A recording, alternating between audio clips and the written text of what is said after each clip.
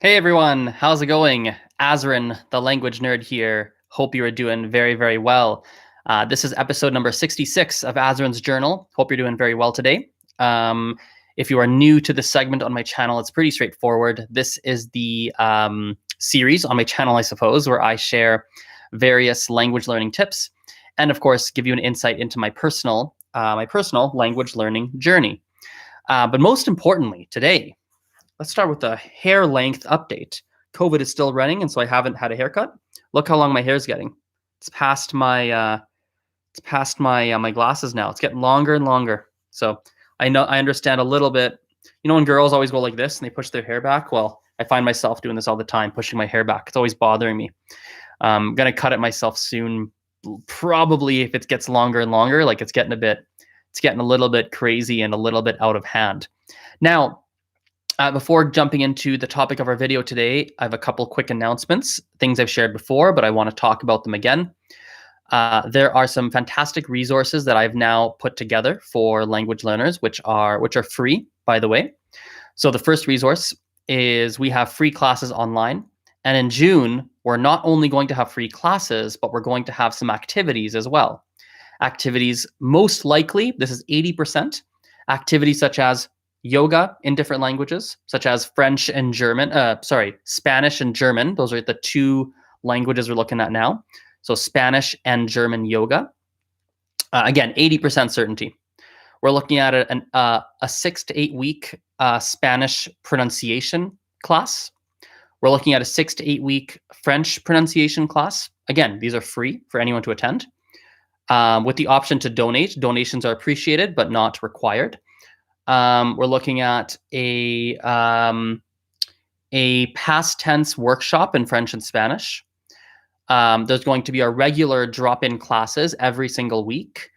And over time, I would like to start offer more fun activities such as, workout classes or, yoga classes, cooking. I want to offer more things like that in an online medium and to do that in different languages. I think that's a great practice for people.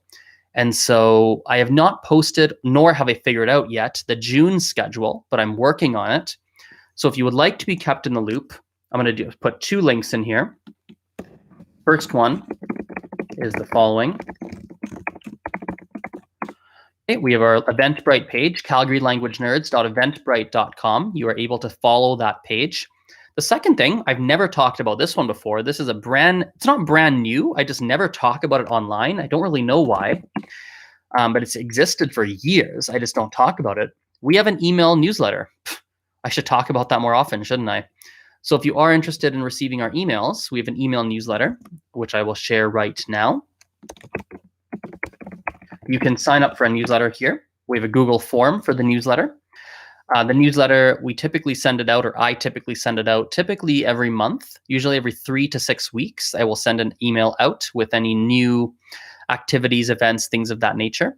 And so if you are interested in any of those, you can see the two links in the chat that I just put in. And I think it'll be really, really good for you. My big thing, when I promote things like this, my big thing is my preference is to promote things that are free. That are free for people, that are very, very useful for people. That's my preference when I'm promotional, which is what I'm doing right now. And so please keep in mind, these things are free. My preference on how I make my money, I'm starting to get more comfortable with this and figuring out how to articulate this and really understand it for myself. My preference for how I earn my money is I prefer to do a whole bunch of really, really good stuff for free or for an optional donation, things of that nature. That creates, a really, really good platform of people who are engaging with classes and activities, and they're very, very happy with what we do. And I like to allow the word of mouth of that to then generate paid business, which happens, or people that do our free activities, often they start to do it, they like it so much, and they're like, you know what, I actually kind of do want to take a more private class, or I do want to pay for XYZ service. So that's my preference, and that's how I prefer to promote my business. So do a lot of good stuff, like really, really good stuff that typically costs money, and do it for free. And then let the chips fall as they will. So some people then sign up for classes, they refer their friends, things happen, and then we make we make the money where we have to make it. So those resources are there, and I think a lot of you will like them. So with that aside, let's jump into our topic of the day, which is sorry, I saw something on my computer, which is an unlock for improving your speaking abilities, right? So it's something I said earlier today. I think a lot of people, when they view speaking and they're like, oh, I struggle with speaking, their default thinking process, their thought process is, oh, I have to get better at speaking, and I just can't talk to people, which is true. But a big thing that can help you is I want you to focus on getting better at speaking with one person. I've realized this more and more. People who are nervous to speak with someone suddenly get way more comfortable when they can find one person who they can converse with comfortably. Let me give you some examples. I have a student who I was speaking with, would have been 2 or 3 months ago. She's one of our current students. When she first came in, she was nervous, super nervous to speak, very, very nervous. She would only reply in one-word sentences, one-word phrases. She wouldn't actually speak for an extended period of time. Then she took a group class I was teaching the class, and we had 2 other people in the class. And after 2 months, she was very comfortable. She will speak on end, and she talks and she talks and she talks, and she'll participate in conversations. And when I talked to her about it, she said, oh yeah, and I felt comfortable with you guys. I felt comfortable in that environment. So now I was like, oh, I can actually talk. And that gave her a huge boost of confidence, a massive boost of confidence in her speaking. I can think of other people as well. There are other people who I've met who felt very afraid to speak, but then when they start to build a relationship with someone, a friendship, whether it's a friendship, teacher-student relationship, romantic relationship, you start to build confidence with one person. And as you build confidence with one person, that starts to build your confidence to actually go speak with other people. Does that make sense? So I think that's a really big unlock that I think can help a bunch of you. Now, some of you, if not many of you even, I think that one person that you build confidence with should be yourself. I think you have to be the first person that you become comfortable with. What does this mean? I think that you have to talk to yourself. I think you have to take out your phone. You have to record your voice on your phone, and you need to talk to yourself on your phone on a day-to-day basis. Talk about your day. Talk about what you did. Talk about how you felt. Talk about whatever you can. It's going to be different for everybody depending on your level, depending on the types of things you like to talk about. It's going to be different for everybody. But I think you need to become comfortable talking to yourself. For many of you, not everybody, but for many of you, you need to become that first person that you're comfortable speaking with. Because let me tell you, many of you, talking to yourself in the phone and then listening to your voice afterwards is not going to be a comfortable experience. It's not. And I think that if you do a 2-month stint where every day you practice talking to yourself, I think when you look back after that 2 months, you're going to be way more confident in speaking and conversing than you were before. The other thing, and it's a small little tangent, but I think it will help many of you, is I think you have to look at your personal network. I think you have to look at who do you know that you could start to develop a friendship with, or a relationship of some kind with, that you can actually practice the target language with that person. And really try to make yourself comfortable speaking with that one person. Some of you might not have anyone in your network where you can set that up. So you might need to hire a teacher. You might need to download an application such as HelloTalk to start speaking with other individuals and start to make those friendships where you start to feel comfortable with that one person. I think that some of you might need to do that. The other thing, it's maybe something I've never said, but I feel like I've probably said it before, but I'll say it again. The other unlock for speaking is repetition with the same phrases. So I'll give you a very tactical thing that has worked well for me when it comes to language learning. I've been doing it recently using HelloTalk. So on HelloTalk, it's an application where you can find people to practice your target language with. So I'm using it for Gujarati primarily. And I've been meeting different people through the application because that's how the app is designed. And often when I meet a new person, we have the same conversations. It's the same types of questions they ask me, and it's the same types of questions that I ask them. And that repetition with those questions. The rinse and repeat nature of those conversations where we're asking the same types of questions over and over have suddenly made me feel very comfortable with those types of questions in a very short period of time, mind you. Within a couple of weeks, I feel very comfortable with certain types of conversations.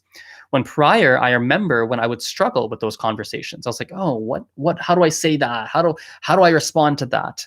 Right? What do I say? How do I ask someone, what's the coronavirus situation in your country? Now it's super easy. It's not difficult at all. And that came with repetition. Another variation of this repetition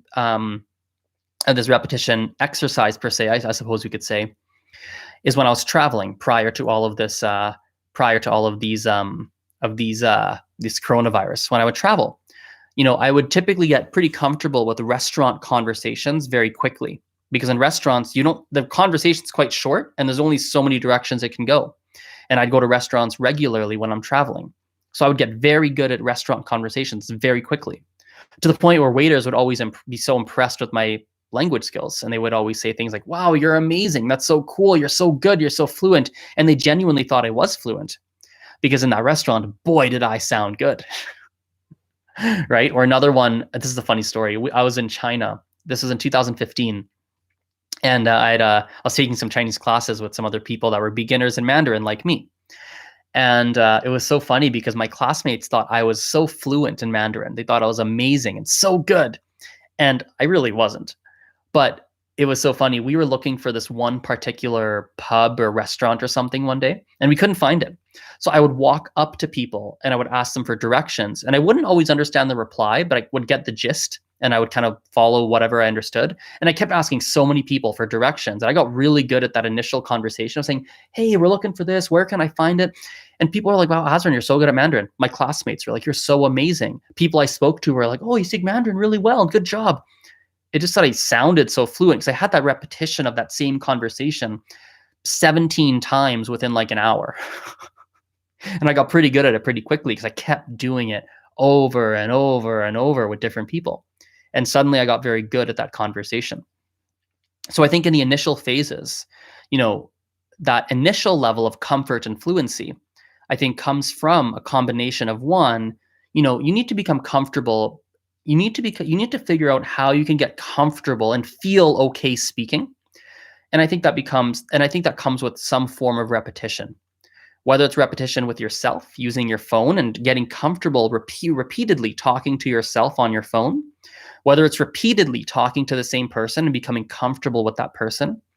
You have to understand, people who are scared or nervous about speaking, or it doesn't feel natural and they're kind of nervous about it, it often stems from the fact that your brain thinks something bad is going to happen. Your brain thinks, I'm going to speak, I'm going to look dumb or sound dumb, and I'm going to be laughed at, and it's going to suck. I'm going to get emotionally hurt. And so it's like a fear, it's a self-preservation response, right? And so what you have to do, in my opinion, in my perspective, is you have to teach your brain that, look, nothing's going to happen. And how do you do that? Well, when you record yourself daily and you listen to yourself daily and you do that for 2 months, you actually train your brain that, oh, when I talk, nothing bad happens. In fact, something good happens, because after 2 months, you're going to feel more comfortable.